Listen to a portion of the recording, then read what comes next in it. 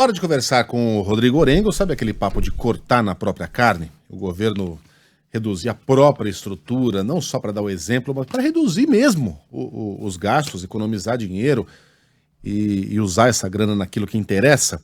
Bom, o governo terá de fazer isso. E não é com pouco dinheiro, não. Vai ter que cortar R$ 1 bilhão entre os ministérios até o fim deste mês ou do próximo mês, Orengo? Bom dia para você.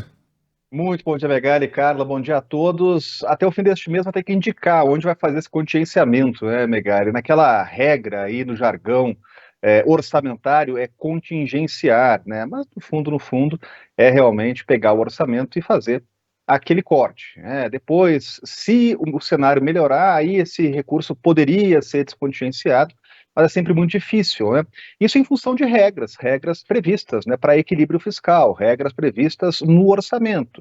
Então, se o governo não bate as metas, se o déficit ele é indicado, aí é obrigado a contingenciar. E aí sempre tem aquele trabalho que é muito difícil, é da onde tirar, né? Porque os programas já estão em execução, e isso sempre acontece ano após ano, né? E em todos os governos, né? Esses parâmetros, eles existem, técnicos.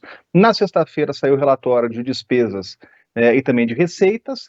O governo foi obrigado a atualizar e vai ter que fazer esse contingenciamento aí de 1,5 bilhão, né? E indicar até o fim deste mês. Agora, Megali, sempre quando tem esses contingenciamentos, isso acaba tendo todo ano, né?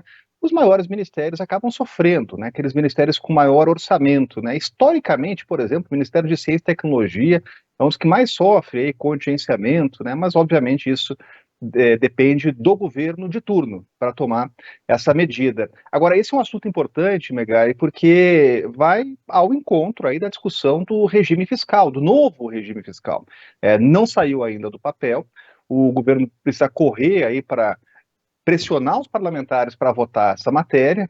A intenção era votar o regime fiscal com os novos parâmetros ainda antes do recesso, ficou para depois, então é um trabalho para a Câmara logo na volta aí de agosto, aí sim para estabelecer novos paradigmas aí para o orçamento e inclusive para os possíveis contingenciamentos, né? O governo continua com a meta, que é uma meta ousada de zerar esse déficit, né? Para isso precisa realmente aumentar a arrecadação. Então, o que se espera é que na volta do recesso, aí sim os parlamentares consigam votar na Câmara o novo regime fiscal, e aí sim a gente tem um novo conjunto de regras aí em relação ao orçamento, né? É uma questão técnica, é complexa, mas diz respeito à vida de todo mundo, porque é o orçamento da União, né? Então, até o fim do mês, o governo tem que apontar esse contingenciamento.